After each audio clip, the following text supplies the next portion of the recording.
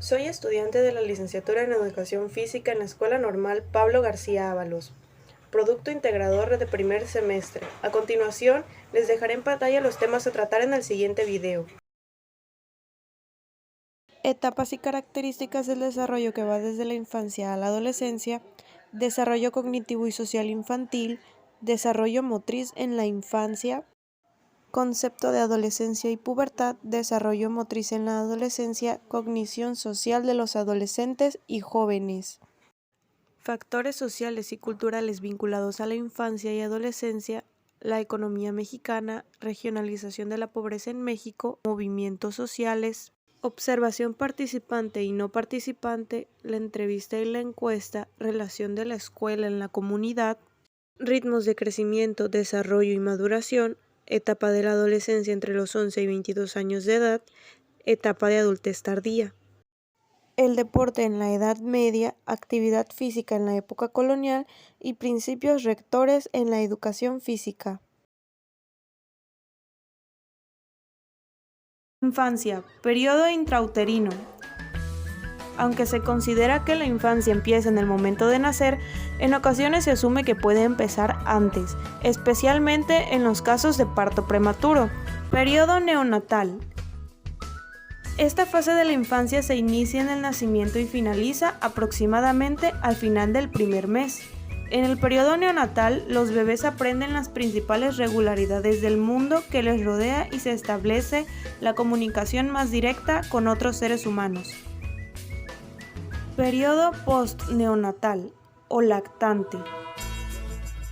Esta sigue siendo una de las etapas de la infancia más tempranas, pero en este caso, a diferencia de la etapa anterior, los cambios físicos y psicológicos son más fáciles de notar, dado que hay más cambios cualitativos en el comportamiento. Periodo de la primera infancia. La primera infancia va del primer al tercer año de edad y coincide aproximadamente con la etapa en la que los niños y las niñas asisten a la guardería. Periodo preescolar.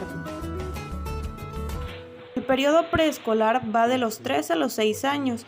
Esta es la etapa de la infancia en la que se gana la capacidad de la teoría de la mente, es decir, la habilidad de atribuir intenciones, creencias y motivaciones únicas que sean distintas de las propias a los demás.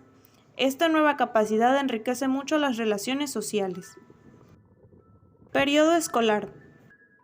El periodo escolar es la última etapa de la infancia y la que da paso a la adolescencia. Va de los 6 años a los 12 y en esta fase la capacidad de pensar en términos abstractos y matemáticos se desarrolla mucho. Adolescencia temprana entre los 10 y los 13 años. Durante esta etapa, los niños suelen comenzar a crecer más rápido. También comienzan a notar cambios corporales, entre los que se incluye el crecimiento del vello en las axilas y en la zona genital, el desarrollo de los senos en las mujeres y el aumento de tamaño de los testículos en los varones.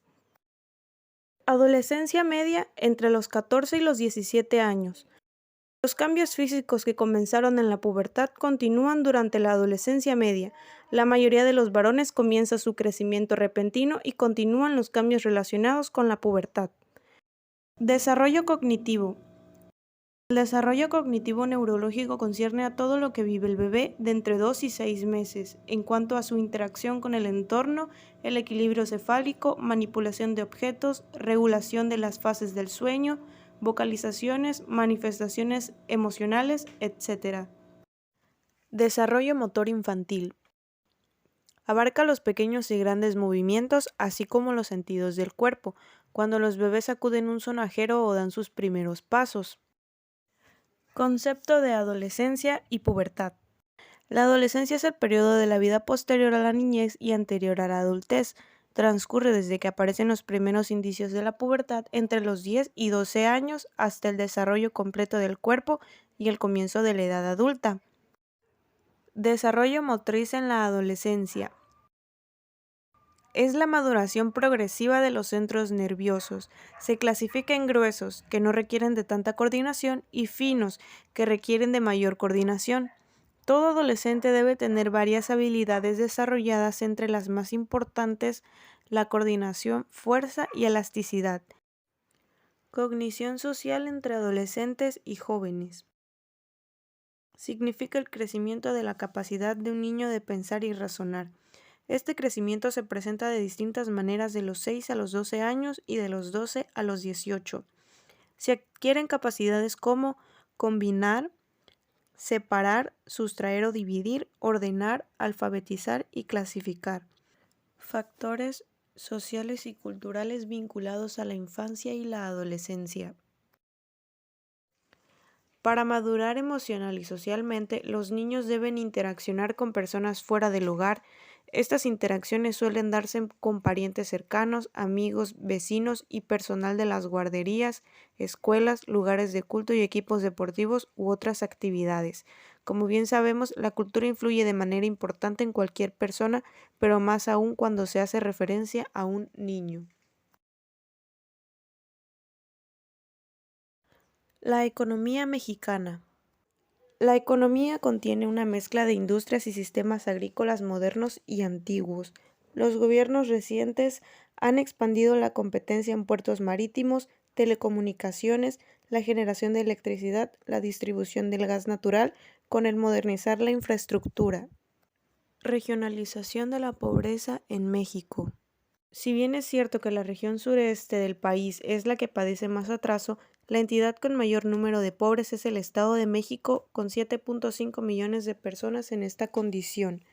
Cuando se toman en cuenta la cantidad de personas pobres en relación con la población total de cada entidad, se revela que los estados más empobrecidos son Chiapas, Guerrero, Oaxaca, Veracruz y Puebla. Movimientos sociales. Los movimientos sociales en México han emergido desde inicios del siglo XXI hasta hoy día dispuestos a luchar por los derechos sociales, políticos, económicos y culturales principalmente de la sociedad. Observación participante y no participante. La observación participante es aquella en la cual el investigador asume un rol activo durante el trabajo de campo, es decir, interactúa directamente con aquel o aquellos que observan. La observación no participante supone todo lo contrario, es decir, el investigador asume un rol pasivo, tan solo de recopilar datos sin interferir en el normal comportamiento de lo que está investigando. Encuesta y entrevista. Una entrevista es un intercambio de ideas u opiniones mediante una conversación que se da entre dos o más personas. Todas las personas presentes en una entrevista dialogan sobre una cuestión determinada. Dentro de una entrevista se pueden diferenciar dos roles. Entrevistador cumple la función de dirigir la entrevista y plantea el tema a tratar haciendo preguntas. Entrevistado es aquel que se expone de manera voluntaria al interrogatorio del entrevistador. Las encuestas son un instrumento de recopilación de información que consiste en un conjunto prediseñado de preguntas normalizadas dirigidas a una muestra socialmente representativa de individuos con el fin de conocer sus opiniones o visiones. Pueden ser de dos tipos: abiertas, cuando el encuestado puede responder las preguntas con sus propias palabras, o cerradas, cuando al encuestado se le pide un conjunto de respuestas posibles que mejor se acerquen a su opinión. Escuela y comunidad. En definitiva, la educación no es más que un servicio a la comunidad para potenciar a las personas con el objetivo que luego vuelquen esos conocimientos y valores adquiridos en beneficio de toda la sociedad. La relación entre la escuela y la comunidad de la que forma parte hace referencia a la razón de ser de una escuela y, a su vez, al rol social que le ha sido asignado. Esta relación no es un elemento aleatorio o fortuito, sino que es una unión profunda y sostenida de vínculos que en muchos casos traspasa los límites de la educación. Ritmos de crecimiento. El crecimiento y desarrollo del niño son dos fenómenos íntimamente ligados, sin embargo, presentan sus diferencias. El primero se expresa en el incremento del peso y la talla del bebé. El segundo se refiere a la maduración de las funciones del cerebro y otros órganos vitales. La maduración somática, psicológica y social es lo que constituye el desarrollo del niño, Para el estudio y seguimiento del crecimiento y desarrollo en un niño se le puede dividir en 4 etapas: la lactancia, los años preescolares, los años escolares y la adolescencia. Adolescencia media entre los 14 y los 17 años. Los cambios físicos que comenzaron en la pubertad continúan durante la adolescencia media. La mayoría de los varones comienza su crecimiento repentino y continúan los cambios relacionados con la pubertad. Adolescencia tardía, entre los 18 y los 21 años. Los jóvenes en la adolescencia tardía por lo general ya completaron el desarrollo físico y alcanzaron la altura definitiva que tendrán como adultos. Para esta edad suelen tener más control de sus impulsos y pueden sopesar los riesgos y recompensas mejor y con más precisión. Prevejez. Esta etapa está entre los 55 y los 65 años. En este momento se empiezan a sentir cómo se va perdiendo la fuerza en algunas funciones. Hay diferentes aspectos a destacar en esta etapa. Aparece un cambio del sueño, la digestión empieza a verse afectada, siendo más lenta, la masa muscular tiende a atrofiarse. En el caso de las mujeres, empiezan a tener cambios hormonales. El deporte en la Edad Media. En la Alta Edad Media, desde la caída del Imperio Romano hasta el siglo XI, la actividad deportiva es prácticamente desconocida y la Iglesia estaba en contra de todo aquello que producía placer y servía para mejorar el cuerpo. El deporte en la época colonial. En esta época no existía un sistema de educación física. La religión predominante en este periodo prohibía la práctica de juegos y deportes, pues los consideraba pecaminosos. La actividad física que llevaban a cabo se canalizaba a través del trabajo arduo en granjas y en construcciones de viviendas y pueblos. Otros grupos aplicaron las tradiciones deportivas en su vida, como deportes costeros o acuáticos, la caza, la pesca y el boliche. Otros deportes populares fueron el correr, boxeo, lucha, carreras de caballo, la caza de zorros, cricket y fútbol. Principios rectores en la educación física. El primero, en 1882, fue el Congreso Higiénico Pedagógico que relacionaba el aspecto educativo con el higiénico. Participaron médicos y maestros, quienes discutieron sobre las condiciones higiénicas que debían tener las escuelas primarias, cómo debía ser el mobiliario escolar higiénico y económico, qué requisitos debían cumplir los libros y los útiles escolares para que no afectara la salud de los alumnos. Debían practicarse ejercicios físicos que desarrollaran los sentidos y las facultades y el método objetivo. Yo soy Fernanda Trinidad Esteban, del primer grado Grupo A.